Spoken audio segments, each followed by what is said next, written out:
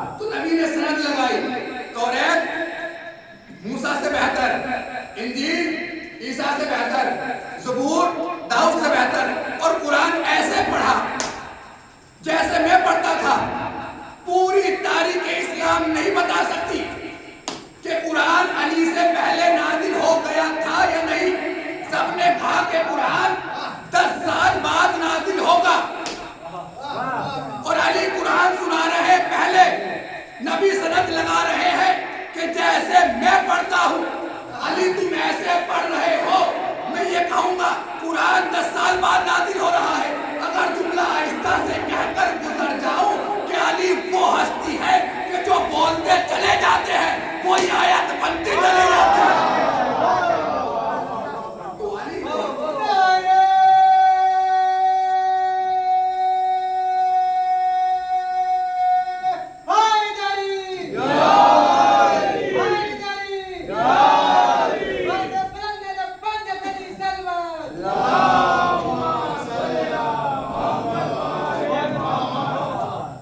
علی وہ ہستی ہے کہ بولتے چلے جاتے ہیں اور آیتیں بنتی چلی جاتی ہے۔ کہ کیا دلیل ہے؟ کہ دلیل یہ ہے قدیر میں آئے جب مولا بن گئے تو آیت نازل ہو گئی۔ دوسری دلیل کیا ہے؟ قصائل آیا، کچھ مانگا، علی نے نماز رکوع کے اندر زکوٰۃ کو ادا کر دیا، علی کو پتہ بھی نہیں لگا، ساحل کی مراد پوری بھی ہو گئی، زکوٰۃ ادا ہو گئی، جبریل عرش سے چلے، فرش پر آئے اور انما ولیکم اللہ ورسولہ والذین آمنوا یقیمون الصلاۃ ویؤتون الزکاۃ وہم راکعون کی بیت پر تالا لگا کر بتا دیا کہ علی اس ہستی کا نام ہے، یہ بولتا چلا جائے گا، قرآن مکمل ہوتا چلا جائے گا۔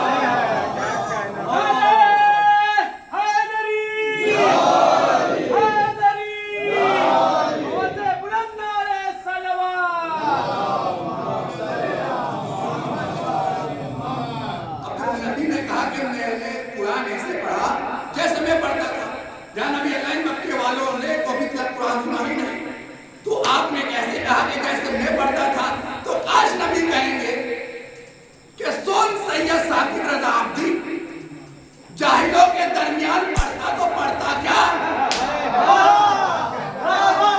ان عرب کے بدوؤں کے ساتھ بیٹھ کر پڑھتا تو کیا؟ جب یہ پڑھ کر جاہل مجھے بتا گئے تو کوئی ایسا تو ہو جو میرے علم کی ساتھ چلے۔ نبی نے فرمایا انا مدینۃ العلم وعلی بابها، کہ میں شہر علم ہوں اور علی اس کا دروازہ ہے۔ تو اگر اب کسی کو علم لینا ہو تو وہ دروازے سے آئے، دیوار کود کر نہ آئے۔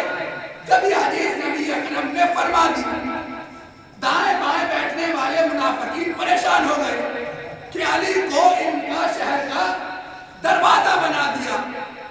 اب انہوں نے کہا اتنی بڑی بڑی عمر والے، اتنے بڑے بڈھے، ان کی شان میں بھی کچھ فضیلت ہونی چاہیے۔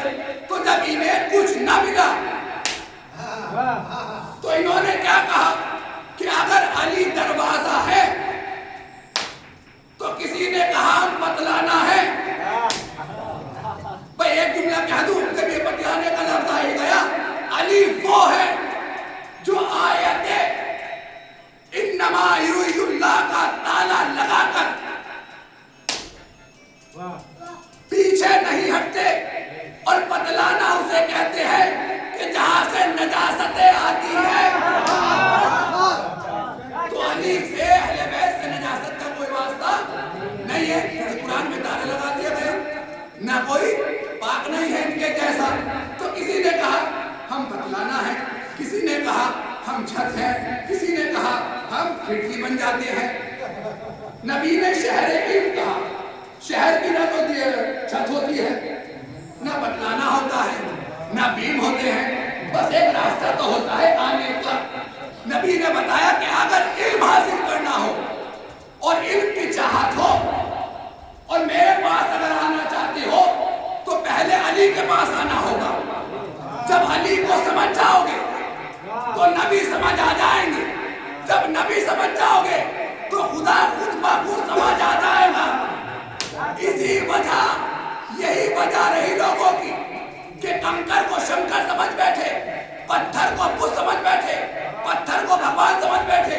نبی نے کہا اگر میرے پاس آنا چاہتے ہو تو علی کے پاس آؤ، علی کے پاس آؤ گے تو میں خود سمجھ جاؤں گا، مجھے سمجھ جاؤ گے تو خدا سمجھ جائے گا۔ جب تک تم علی کے پاس نہیں آؤ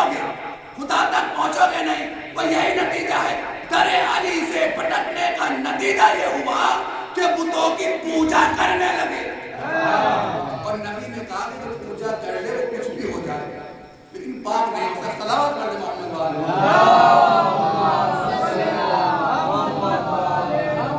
اور صلوات پڑھ محمد والے.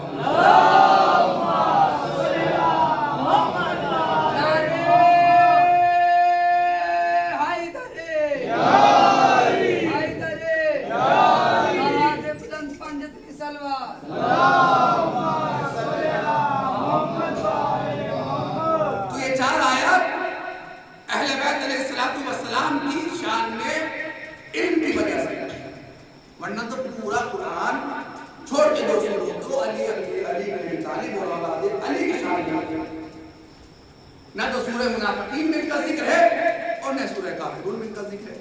نہ تو ان کا کافروں سے واسطہ ہے نہ ان کا منافقوں سے واسطہ ہے. ہر جگہ ان کا واسطہ, لیکن دونوں سے ان کا واسطہ نہیں ہے. تو پھر دوسری شرط رکھی قرآن کے اندر, کہا جب ہم حاکم بنائیں گے تو اس کو طاقتور بنائیں گے, جب لیڈر بنائیں گے تو اسے طاقتور بنائیں گے. کیسا طاقتور ہوگا؟ کہ وہ ایسا طاقتور ہوگا کہ وہ بچپن سے ہی طاقت کو پیدا ہو کر اور بچپن سے ہی لے کر پیدا ہوگا. یہ 2 شرطیں قرآن نے رکھی ہیں کہ لیڈر, رہبر, رہنما, سردار, سرکار, خلیفہ, جانشین, آگے چلنے والا, امام, سرپرست, حاکم, بادشاہ, لیڈر, راجہ, مہاراجہ وہ بنے گا قوم کا کہ جو بچپن سے علم لے کر پیدا ہوگا اور بچپن سے طاقت کو لے کر پیدا ہوگا. تو پھر ہم کہیں نہ جائیں, آ جائے علی کے تیار میں اور پھر دیکھیں بچپن کی طاقت. کہ اگر طاقت دیکھنی ہو 2 طاقت دکھاتا ہوں, بچپن کی اور جوانی کی. علی کا بچپن کا علم دیکھو اور جوانی کا علم دیکھو, بچپن کی طاقت دیکھو اور جوانی کی طاقت دیکھو. اگر علی کی بچپن کی طاقت دیکھنی ہو تو اللہ اندر کو چیز کر بتاتا ہے, اور اگر جوانی کی طاقت دیکھنا چاہتے ہو تو پھر 2 انگلیوں پہ درے خیبر ہوگا.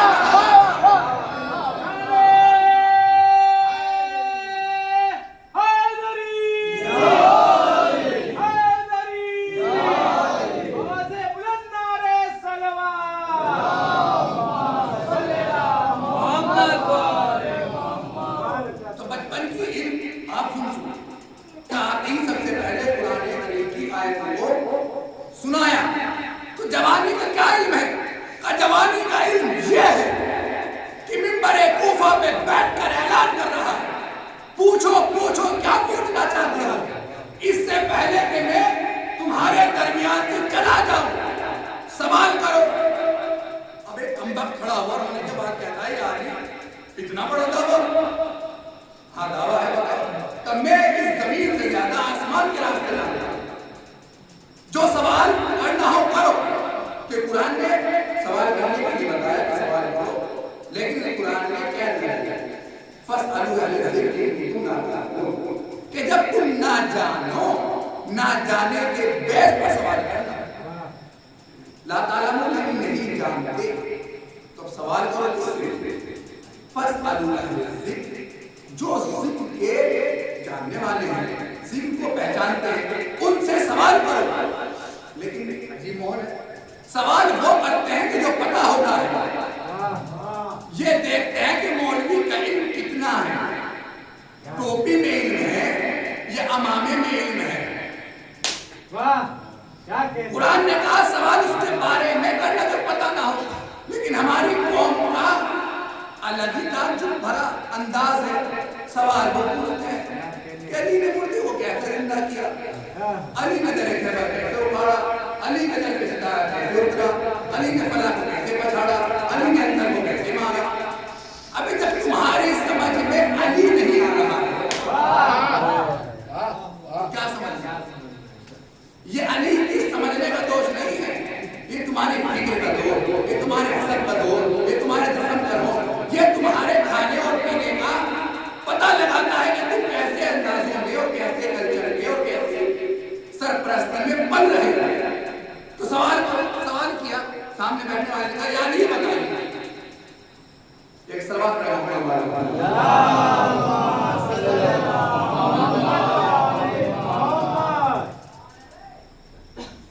یا علی یہ بتائیے، دیکھیں رکھیں سوال علی کہہ رہے ہیں کہ میں زمین سے زیادہ آسمان کی بات کر رہا ہوں، لیکن یہ بے وقوفی کہہ رہا ہے یا علی یہ بتائیے آپ نے میرے سامنے بات، جب علی نے آسمان کا دعویٰ کر دیا تو زمین کا سوال کیا کر رہا ہے؟ کہنا یا علی بتائیے، مولا نے کہا سوال وہ کر اس میں تیرے علم میں اضافہ ہوا، یا علی بتا دیجئے بال کتنے ہیں؟ تو علی نے بھی مسکرا کر کہا کہ جتنے آسمان کے ستارے ہیں اتنے تیرے تک کا بال ہے، ستاروں کو گنتے چلے جانا، بال خود بخود گنتے چلے جائیں گے، نہ تو ستارے گن پائے گا تو نہ تو بال گن پائے گا۔ صلوات پڑھتے محمد والے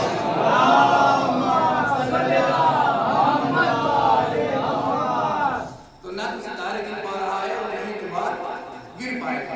تو میرے مولا علی علیہ السلام کی محبت وہ محبت ہے کہ اگر کوئی انسان اپنے دل میں علی کی محبت کو رکھ لے معرفت کے ساتھ، تو حدیث آگے بڑھ کے کہتی ہے کہ اس کے گناہ اس طرح ختم ہو جاتے ہیں کہ جس طرح آگ لکڑیوں کو کھا جاتا ہے۔ اور سب نے کہا یہ حدیث صحیح ہے، سنی شیعہ سب نے کہا کہ جس کے دل میں علی کی محبت ہوگی اس کے گناہ اس طرح ختم ہو جائیں گے جس طرح آگ لکڑیوں کو کھا جاتا ہے۔ تو آپ کو پتا ہے جب آگ جلتی ہے تو کیا حال ہوتا ہے؟ اب تو پتہ نہیں ہے، پہلے چولہا جلتا ہے اور جب چولہا جلتا تھا تو اس میں لکڑیاں بھی لگائی جاتی تھی، تو کوئی چھوٹی لکڑی ہوتی تھی اور کوئی بڑی لکڑی ہوتی تھی، کوئی زیادہ بڑی لکڑی ہوتی تھی، کوئی چھوٹی لکڑی ہوتی تھی، لیکن جل کے سب کیا ہوتی تھی؟ کران بن جاتی تھی۔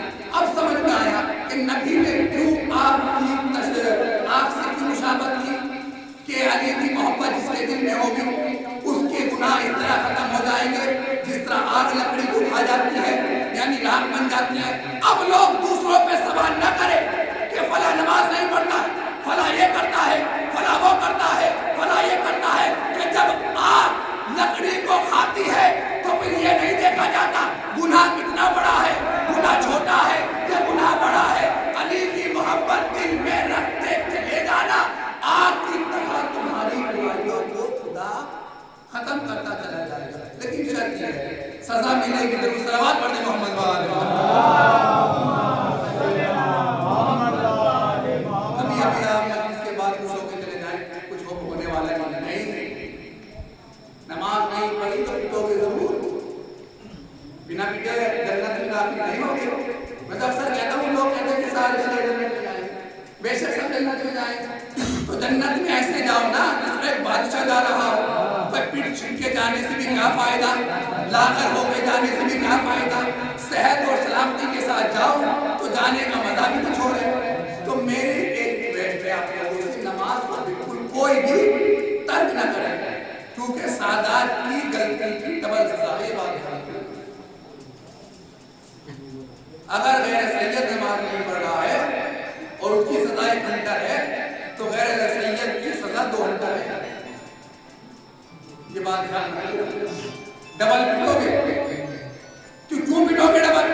اس لیے پٹو گے کیونکہ سید ہو اور نبی سے تمہارا واسطہ ہے۔ تو جو اتنے بڑے گھرانے کے ہونے کے باوجود بھی اپنی نمازوں کو ترک کر دے، یہ بات نہیں ہے۔ صلوات پڑھیں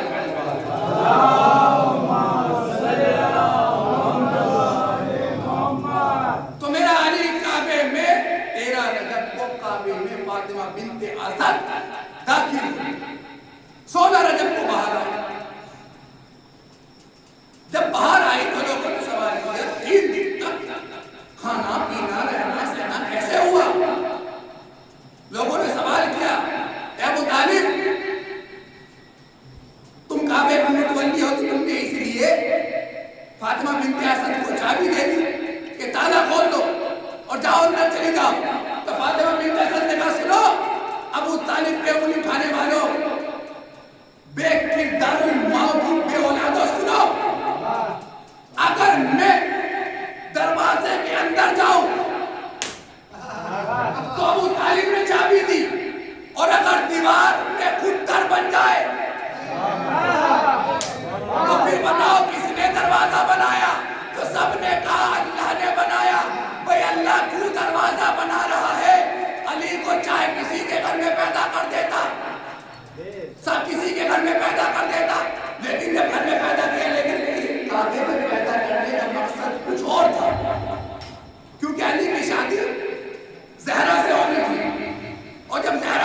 ہونی تھی کیونکہ کائنات کا سب سے بڑا گھر روح زمین پر نبی کا گھر تھا. جب اتنے بڑے گھر کی کوئی بیٹی ہو تو بیٹا بھی کوئی اتنے بڑے گھر کا ہو. ڈاکٹر طاہر القادری کہتے ہیں کہ میں پریشان ہو گیا کہ علی کی ولادت ہی یوں کعبے میں ہوئی. اگر ہونی ہوتی تو نبی کی ہوتی, آدم کی ہوتی, عیسیٰ کی ہوتی, موسیٰ کی ہوتی, لوط کی ہوتی اور دوسروں کی ہو جاتی. علی کی ہوئی تو میں تاریخ پڑھتا گیا, سمجھ نہیں آیا, بستر پہ کروٹیں بدلتا گیا, بالکل سمجھ نہیں آیا. میں کہوں گا علی کو ان آنکھوں سے نہیں پہچان سکتے, ان آنکھوں سے نہیں دیکھ سکتے جب تک کہ دل کی آنکھیں نہ کھل جائے. جب ڈاکٹر طاہر القادری کی دل کی آنکھیں کھلی تو پھر ڈاکٹر طاہر القادری نے کہا کہ مجھے پتا جب لگا, جب علی کی شادی زہرا سے ہوئی, معلوم یہ ہوا کہ جب بڑے گھر کی بیٹی ہو تو پھر بڑے گھر کا بیٹا ہے.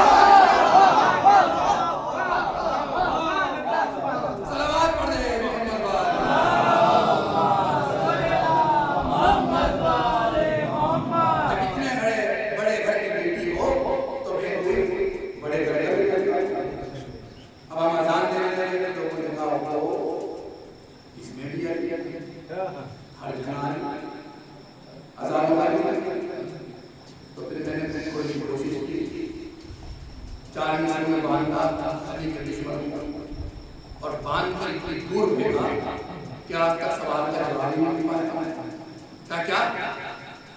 کیا علی کو کون جانے گا کہاں یہ فیصلہ ہوگا.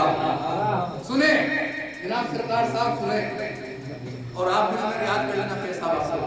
کیا علی کو کون جانے گا کہاں یہ فیصلہ ہوگا. خدا جانے علی کیا ہے, علی کو ہی پتا ہوگا.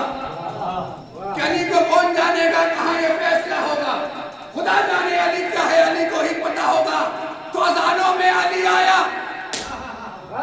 اذانوں میں علی آیا تو کہتے ہو کہ باطل ہے. بتا کعبے میں علی آیا تو کعبے کا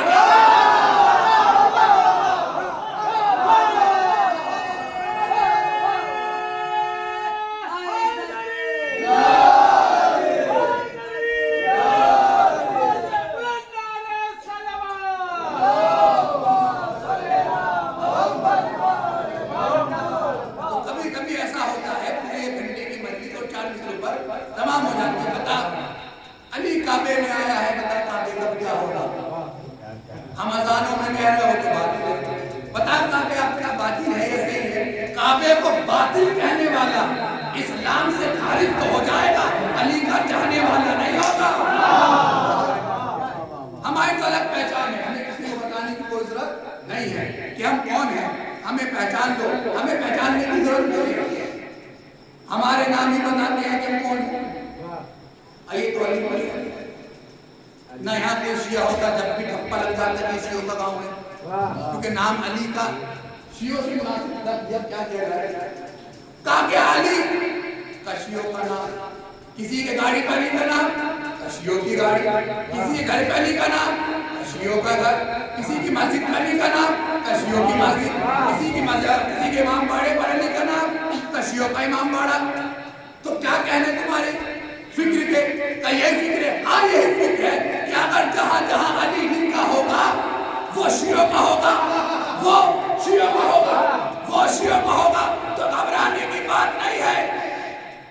چلے اہل سنت والجماعت کی کتاب پڑھتے ہیں کا تفسیر در منصور میں مفتی اپنی کتاب میں لکھتے ہیں کہ جنت کے 8 دروازوں پر لکھا ہے لا الہ الا اللہ محمد رسول اللہ علی ولی اللہ, علی ولی اللہ. تو وہ لکھ کر تو ہٹ گیا, ہم نے یہ حدیث کو لے لی.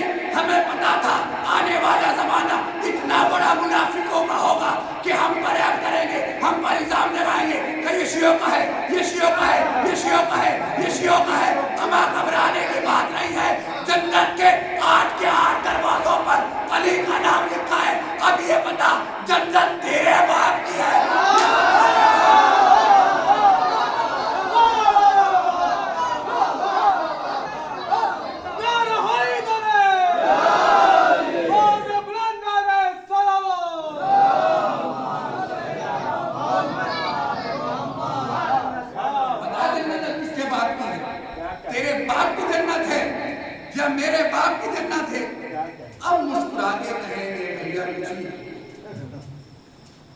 यतीम ही बच पा सकते हैं, और न बचने का एक तरीका है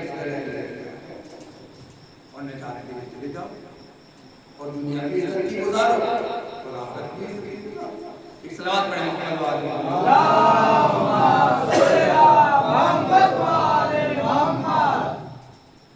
तो हर जगह अली अली, हमें बताने की जरूरत नहीं पड़ी हम कौन। शुक्र है दुनिया ने पहचान लिया कौन, और इस जमाने में लोग पहचान लिया कौन, हमें बताने की कोई जरूरत नहीं है। हम मुझे अपने बड़े भाई मोहम्मद हुसैनी का वजीफा याद आ गया, जुमला किसी का अगर अच्छा हो तो और कर देना चाहिए, पढ़ देना चाहिए, क्योंकि हमारा तो सुनिए है, बात अच्छी हो तो ले लो, बेकार हो तो ले दो। तो मोहम्मद हुसैनी साहब ने ये कहा कि जब इंसान का प्लेटफॉर्म छोटा होता है और शख्सियत छोटी होती है, फिर तारुफ कराने में घंटा लगता है। पहले लोग जब हमसे पूछते थे कौन, तो हम कहते थे मुसलमान। क्या कौन से मुसलमान? का शिया मुसलमान। का शिया कौन होते हैं? का जो ताजिया उठाए, जो अलम उठाए, जो मातम करे, जो महफिल करे, जो जंजीरों का मातम करे, जो सबीले लगाए। जब इतनी घंटों के बाद उसके दिमाग में बैठा था कि ये होते हैं शिया, तब अल्लामा आगे कहते हैं अब बताने की जरूरत नहीं है कि अब ये है, हम वो है, हम ये है। अगर अब कोई पूछे तो तुम कौन हो, तो तुम आहिस्ता से ना कहना, बल्कि जोर से आगे बढ़कर ये कहना हम तो वो है कि जिसने 40 दिन में अमेरिका का 40वां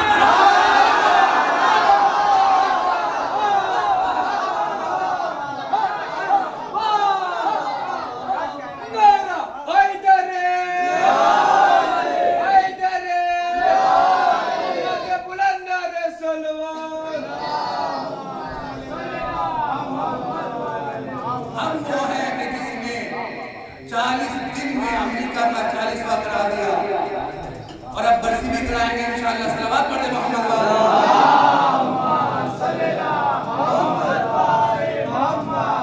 आज की मजलिस जनाब अली अकबर अलैहिस्सलाम की मुनासिबत से आपने आज तक जनाब अली अकबर की शहादत नहीं सुनी।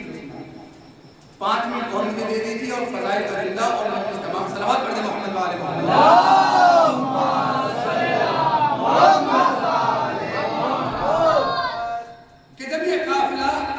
मदीने से चला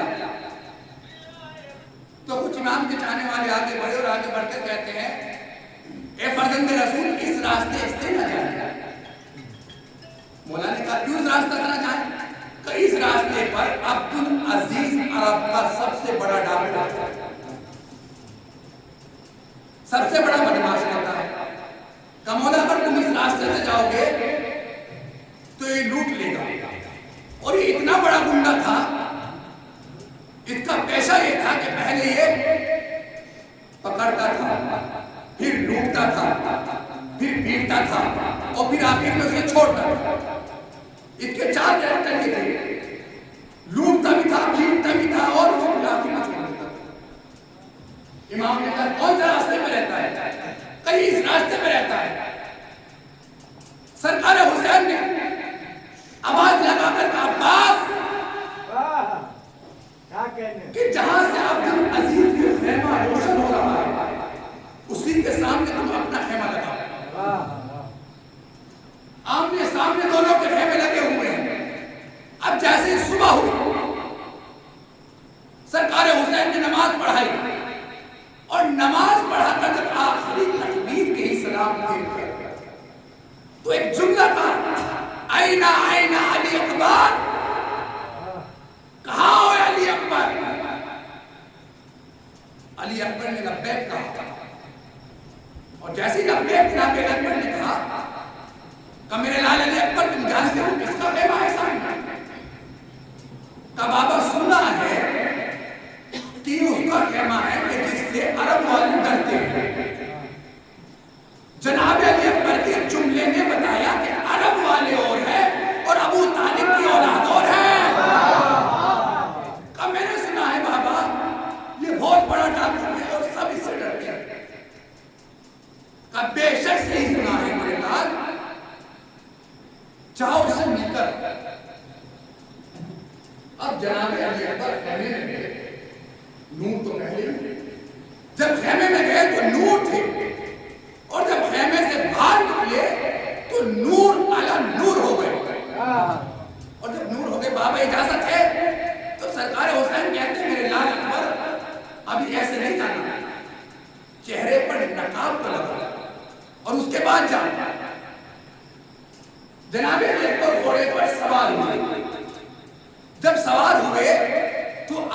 عزیز ڈاکو سو رہا تھا اور اس کا جاسوس جاگ رہا تھا.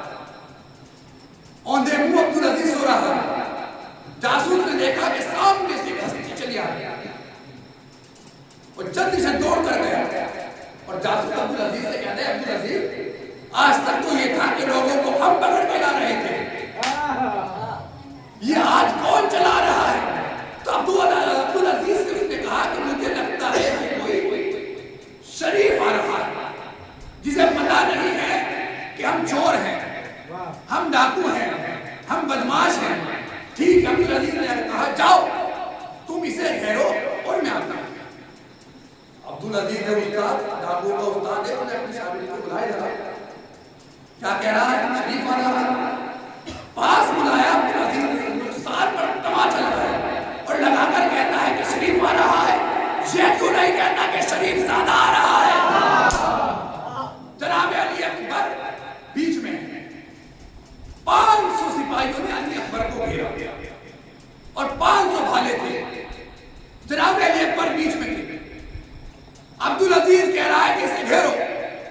جناب علی اکبر بیچ میں, نہ پیچھے ہٹتے ہیں, نہ آگے بڑھتے ہیں, نہ دائیں نہ بائیں, بیچ میں اڑے کھڑے ہوئے ہیں اور 500 سپاہی اتنے قریب آ گئے بھالوں کو لے کر کہ ہر ایک سپاہی کا بازو ایک دوسرے کو کوہنی مار کر سب کہہ رہے تھے آج تک تو یہ تھا کہ جسے ہم پکڑتے تھے کبھی وہ دائیں دیکھتا تھا, کبھی وہ بائیں دیکھتا تھا, کبھی وہ پیچھے دیکھتا تھا, کبھی وہ آگے دیکھتا تھا, کبھی بھاگنا چاہتا تھا, کبھی رکنا نہیں چاہتا تھا. تو جیسے جناب علی اکبر نے یہ صدا کو سنا کہ بائیں دیکھتا تھا, دائیں دیکھتا تھا, آگے دیکھتا تھا, پیچھے دیکھتا تھا, جناب علی اکبر نے کہا میں کیا کہہ رہا ہے, کیا آگے دیکھے گا, بائیں دیکھے گا, کہ دائیں اور بائیں وہ دیکھے گا جو فرار ہوگا. میں تو حیدر کر رہا تو جناب علی اکبر دیکھا پیر سپاہی کوئی سب الگ الگ. عبدالعزیز نے آ کے جناب علی اکبر کے پیروں میں سر رکھا اور پیروں میں جب سر رکھا تو جناب علی اکبر کہتے ہیں کہ کیا بات ہے, میں نے سنا ہے بہت بڑا ڈاکو ہے, بہت بڑا بدماش ہے اور میرے سامنے سب کام کر رہا ہے. کہا نہ ہم تمہیں پکڑیں گے, نہ ہم تمہیں ماریں گے, نہ ہم تمہیں روکیں گے. تو جناب علی اکبر نے کہا کہ تو مار کے بھی ہمیں نہیں مار سکتا, تو لوٹ کے بھی ہمیں نہیں لوٹ سکتا, تو ہمیں بھگا کے بھی نہیں بھگا سکتا. بس ہاتھوں کو جوڑا, کہا بس ایک بار اپنا چہرہ دکھا دیجیے. جناب علی اکبر نے کہا عرب کے جو شریف ہوتے تھے اور جب وہ کہتے تھے سنبھل تو اس وقت حملہ ہوتا تھا. جیسے جناب علی اکبر نے کہا عبدالعزیز سنبھل, تو عبدالعزیز نے کہا نہ میں تیر مانگ رہا ہوں, نہ میں بھالے مانگ رہا ہوں, نہ میں نیزہ مانگ رہا ہوں, میں لڑ نہیں رہا ہوں جو آپ سنبھل کہہ رہے ہیں. تو جناب علی اکبر نے کہا کہ ہم تو وہ ہیں کہ جو مسکرا دے تو پوری کربلا جیت کے لے جاتے ہیں.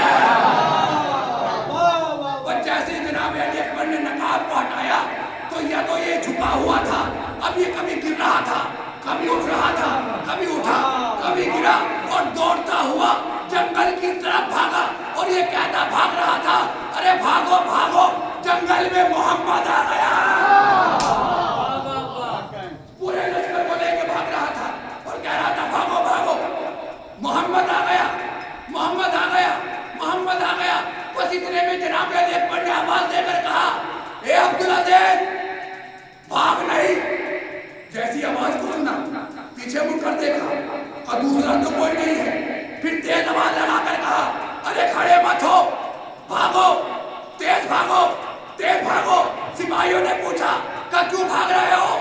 وہ تو اپنی جگہ سے ہلا نہیں, تم بھاگ رہے ہو. وہ کہتا ہے کہ میں نے ابھی دیکھا کہ محمد آ گئے اور اب آواز سے پتہ لگا کہ ابھی بھی آ گئے. بھاگو بھاگو کا وہ اپنی جگہ نہیں چھوڑ رہا ہے. عبدالعزیز نے کہا یہ وہ ہستی ہے کہ اگر زبان نکال لی تو پھر کوئی مجال نہیں ہے جسے اندر کر جائے. بس آج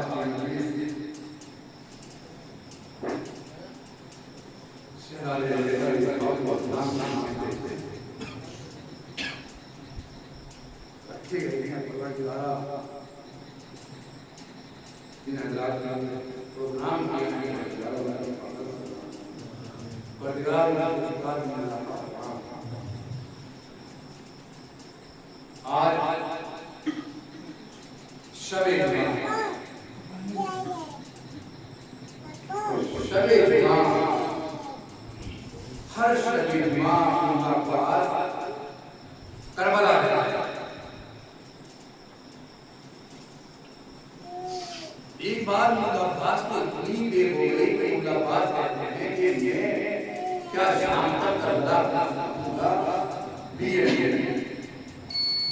مولا عباس آقا حسین کی سڑی کے پاس پہنچے اور پہنچ کے کہتے ہیں کہ میں کس کے مسائل ہے تو مولا عباس نے یہ کیا ان کے پاس ایک کتاب نصیب کی اور جس جون سے پہلے منظر ہو جائے گا میں اس کے مسائل پڑھوں گا. تاریخ کہتی ہے کہ جیسے مولا عباس نے مسیح کتاب پڑھی تو کیا دیکھا کہ جناب علی اکبر کی مصیبت اور شہزادی کی مصیبت ایسی مصیبت پڑی کیا عالم ہوگا کہ جب باپ کے سامنے بیٹی کی شہادت کا منظر بتایا جائے. مولا عباس نے اتنا گرجا کرایا کہ حرم میں احرام بنا تھا. لیکن عزیزان گرامی تاریخ ایک لکھتی ہے کہ جب مولا عباس اپنے گھر پہنچے اور اب سو ہی گئے تھے کہ اتنے میں سرکار حسین آتے ہیں اور آ کر کہتے ہیں مولا عباس ارے جب اگلی شب جمعہ میری قبر پہ آنا ارے میرے اکبر کے مصائب نہ پڑھنا. ارے مولا عباس نے ہاتھوں کو جوڑا اور آواز دے کر کہا ارے آقا کیا کوئی غلطی ہو گئی ارے کیا کوئی کمی ہو گئی. کہا مولا عباس ارے کوئی کمی نہیں ہوئی ہے. ارے ہر شب جمعہ ارے میری ماں جنت البقیع سے آتی ہے. ارے جب سے اکبر کی شہادت سنی ارے میری ماں کو غش آ گیا کہ مولا عباس مولا آپ کو کوئی کمی نہ دے سوائے یہ وہ علی اکبر ہے کہ جب سب کے سر جھونکے نساء پر تھے تو ایک عیسائی عورت نے اکبر کے سر کو دیکھ کر کہا ارے کاش اس کی ماں مر گئی ہوتی. ارے ام لیلا کا دل تڑپ گیا اور بڑھ کے آگے کہتی ہے عیسائی عورت ارے تجھے کیا ہو گیا. ارے وہ اس کی ماں کو بددعا دیتی ہے. کہا میں اس لیے بددعا نہیں دے رہی ہوں ارے میں اس لیے کہہ رہی ہوں ارے جب یہ چاند سا چہرہ ارے ہم سے دیکھا نہ گیا ارے جس کا یہ لال ہوگا اس سے کیسے دیکھا گیا ہوگا. ام لیلا نے سر اپینا اے عیسائی عورت ارے یہ میرا لال بچے گانا.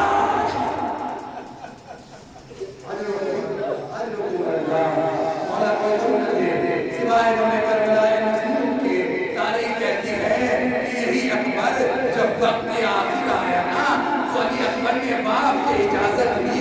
وہ اجازت لینے کے بعد ارے میدان میں پہنچے. جب میدان میں پہنچے ارے تو وہ جب علی اکبر نے کی ارے کب تک لڑتا بھوکا اور پیاسا تھا نا. تیروں میں تیر کھا چکا ارے نیزوں میں نیزے کھا چکا. ارے جب علی اکبر پیاس کے عالم میں گھوڑے پر ڈگمگانا شروع ہوا تو ایک ظالم آگے بڑھا ارے برچی کی علی اکبر کے سینے میں ماری. اب جو برچی کا لگنا تھا اکبر سے سنبھلا نہ گیا. ارے خیمے کی طرف رک کر کے کہا السلام علیکم یا بلا اے میرے بابا میرا سینہ.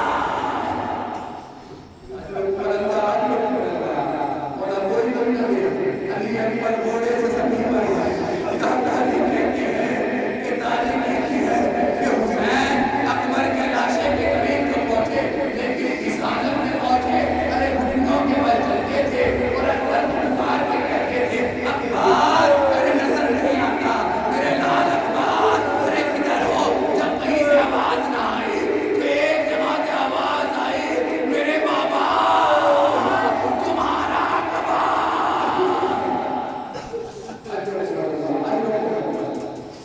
غریب باپ بیٹے کے لاشے کے قریب پہنچا اور جب لاشے کے قریب پہنچا تو اکبر نے سینے پہ ہاتھ رکھا ہوا تھا اور آواز